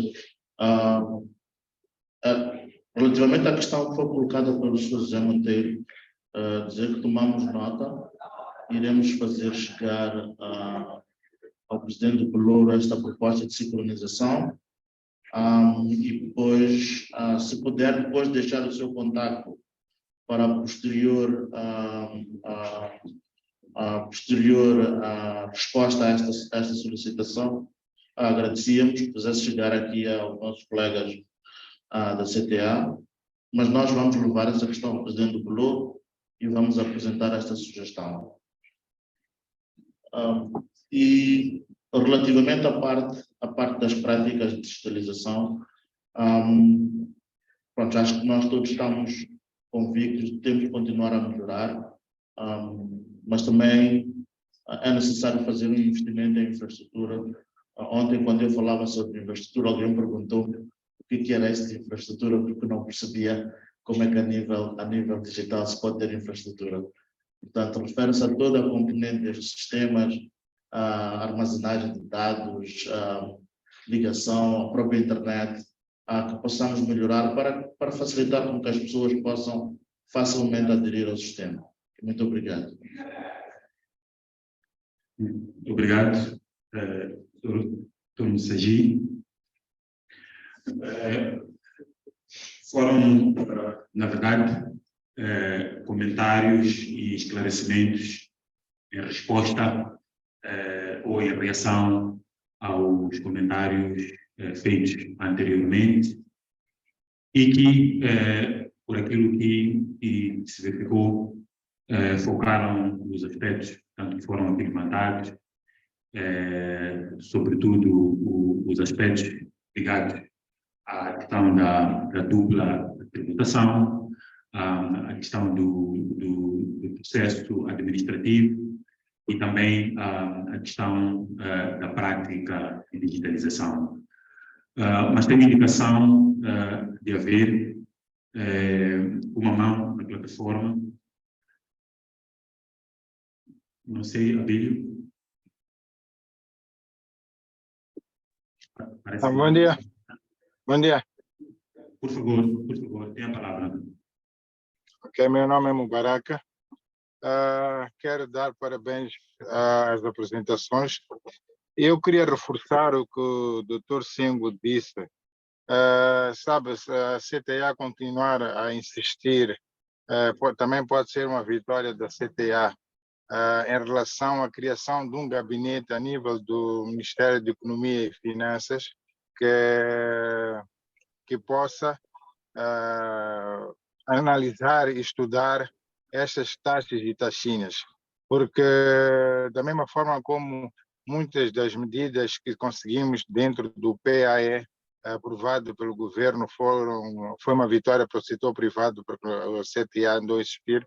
Eu acho que poderíamos continuar a insistir com isso. Sempre que quisessem introduzir uma nova taxa, deveria passar por esse gabinete, estudar os prós e contras, fazer ver ao Ministério, ao município que querem introduzir, o que é que isso representa em termos de perda de imposto, não em termos de ganhos, porque o que acontece é que ganham algum valor, mas perdem em contrapartida em tudo o resto. Era isso que eu queria só reforçar. Eu acho que a CTA tem que continuar com isso.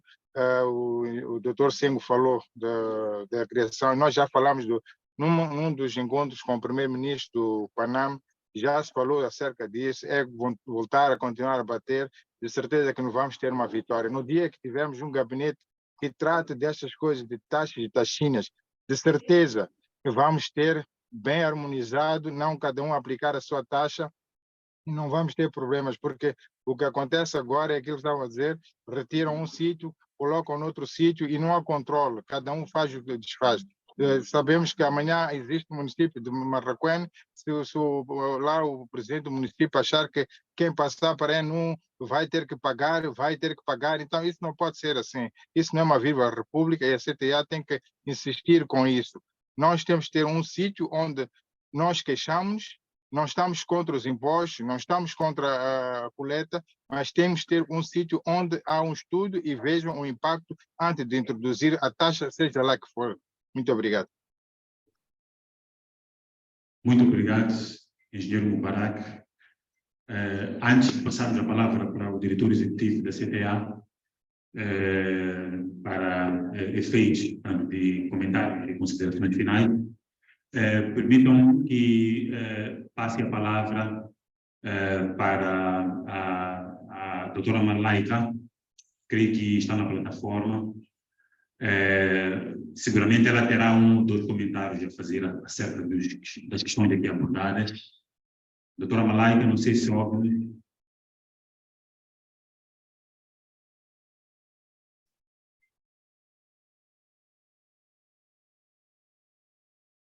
Parece que não. Sendo assim, passaria desde já a palavra ao diretor executivo da CTA para tanto comentários relativamente às questões que foram feitas e incluindo também considerações finais, uma vez estarmos já aproximados para o fim do evento. Doutor Sengo, por favor, tem a palavra. Obrigado. Bom, foi referido, tanto o evento terminava às 11, estamos já a 10 minutos. Bom, primeiro queria agradecer as questões colocadas. Houve mais comentários do que questões. Acho que o José Monteiro colocava uma questão que era sobre se constatava ou não o problema que ele estava observando nas plataformas, no uso das plataformas, e acho que todos têm constatado esse problema de sincronização. Havia alguém de Nampula que colocava a questão de que dizia que também devido à questão da constelação de taxas, e queria saber se há um plano concreto para reverter também essa situação.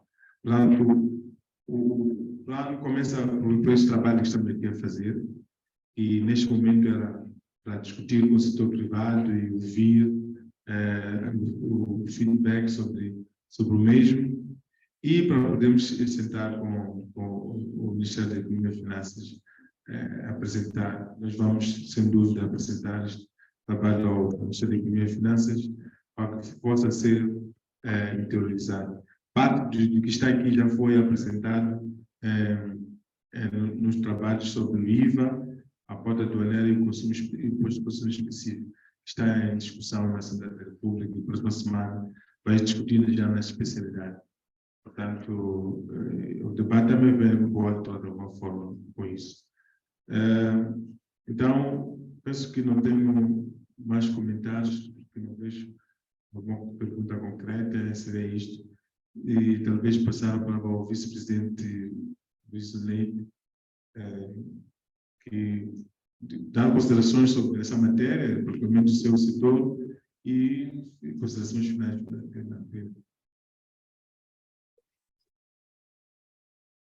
Muito bom dia, obrigado. De fato, esta matéria de impostos é uma matéria transversal para todos os setores. Não há setor privado que vá desenvolver sem resolvermos, sobretudo, a questão dos impostos. Foi aqui falado da questão da duplicação de taxas. De fato, os ministérios, os municípios, todos querem criar receita própria. E esta possibilidade e essa permissibilidade acaba criando um nó de estimulamento para o desenvolvimento do setor privado. As taxas deveriam ser uma contraprestação de um serviço específico, mas as taxas são tratadas como uma receita adicional. Então temos que inverter esse cenário. É importante nós criarmos um trabalho justo do Ministério da Economia e Finanças para podermos verificar qual é que vai ser o critério de aprovação de taxas. É, de fato, muito importante que a CDA tenha uma palavra a dizer em todas as taxas que são aprovadas, porque no fim do dia estas taxas acabam influenciando negativamente o desenvolvimento do setor privado. O fato dos municípios terem a autonomia de aprovar as taxas faz com que elas vão criando taxas de tudo. Na província de Nampula existe até taxa de descarga no setor de transporte. Quer dizer, que atividade é essa de descarga? Que direito o município está a dar de descarga? A atividade comercial tu já paga taxa de atividade económica e a atividade económica implica tu receberes mercadoria. Quer dizer, tens mais uma taxa de descarga. A taxa que tem-se falado aqui da passagem dos municípios, que é a taxa de circulação dos caminhões, nós já pagamos o imposto sobre veículos e esse imposto já é municipal. É o próprio município que cobra. Então, como é que ele vai cobrar mais de uma taxa de circulação? Não faz sentido nenhum. Temos a questão do ICE, que está a ser aplicado em muitos produtos e, em muitos casos, não se justifica a aplicação do ICE em alguns produtos. Já lembro num outro debate que dizia alguém que o imposto sobre consumos específicos é cobrado. Ele deu o exemplo de uma viatura. Diz que por ser de luxo, por isso é que se cobra a taxa de consumo. Ele pergunta, que luxo é esse? Eu preciso desse carro para trabalhar. Não faz sentido algumas taxas. Há uma questão que não foi aqui abordada, mas eu gostaria de chamar a atenção a todos, que tem a ver com a taxa de amortização.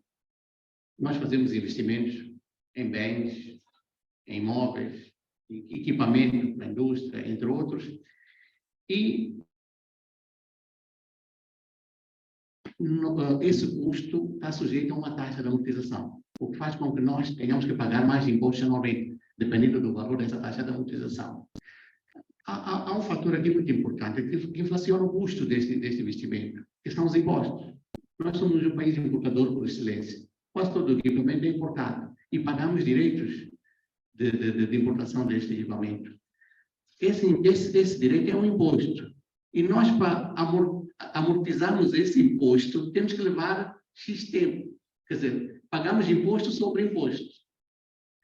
Vou dar hipoteticamente. Alguém importa um equipamento de 100 mil meticais. Paga direito de 50 mil meticais. A taxa de amortização vai incidir sobre a totalidade dos 150 meticais. Mas 50 mil meticais já são impostos. Tu já pagaste ao Estado. É uma despesa que tu tiveste com o Estado e ainda vai ter que pagar imposto de lucros sobre esse valor do imposto. É um assunto que deveria...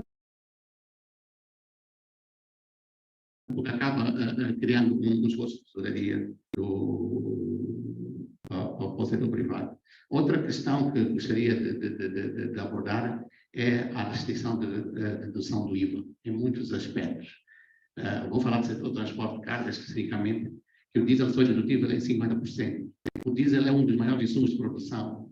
Se formos a ver o conceito de IVA, todo insumo de produção é dedutível em 100%. Na verdade, o IVA no setor produtivo deveria ser dedutível em 100% em todos os fatores. Direto ou indiretamente estão ligados à produção. A restrição do direito à dedução vai agravar o custo. Esta questão da dedução do IVA também abarca a questão do IRPC, que temos muitas rúbricas que não são dedutíveis, sobretudo custos administrativos, veículos de apoio, vou dar só um exemplo, que veículos de apoio administrativos são dedutíveis até 800 mil meticais. Se formos a ver no mercado, o que a gente encontra? São uma coisa totalmente desatualizada. E o custo da operação dessa viatura só é dedutível em apenas 50%. Estou a dar apenas um exemplo, mas existem vários custos que não são aceitos. O que faz com que a nossa taxa de imposto, que aparentemente é 32%, vai ser os 50%, se a gente agregar todos esses custos. Muito obrigado.